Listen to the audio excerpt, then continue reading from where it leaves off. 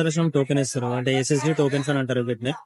So ఇది ఎక్కడ ఉండదు, జస్ట్ మన రైల్వే స్టేషన్ బయటకు వచ్చిన తర్వాత విష్ణు నివాసం అని ఉంది. సో విష్ణు నివాసంలో ఇది ఇస్తారు.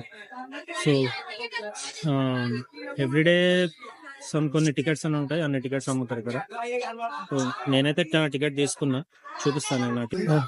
ఇదైతే నా ticket. Aadhaar card mandatory. So each 1 కి ఖచ్చితంగా మీరు ఎవరినైనా తీసుకురండి, చిన్న పాపని తీసుకురండి, లేకపోతే ఎవరినైనా తీసుకురండి, ఖచ్చితంగా ఆధార్ కార్డ్ అయితే మ్యాండేటరీ. వితౌట్ ఆధార్ కార్డ్ అయితే మీకు సర్వదర్శనం టోకెన్ అయితే ఇవ్వరు. సో ఈ టికెట్ ఉండడం వల్ల యూజ్ ఏంటంటే, ఈ ఎస్ఎస్డి టోకెన్స్ ఉన్న వారికి సపరేట్ లైన్ ఉంటుంది.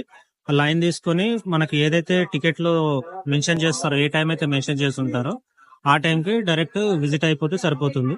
సో నేను మ్యాక్స్ ఒక 3-4 అవర్స్ లో మనం దర్శనం కంప్లీట్ చేసుకుని బయటకు వచ్చేయచ్చు. నడుచుకుంటూ వెళ్తున్నా Alipiri. Don't forget to subscribe my channel.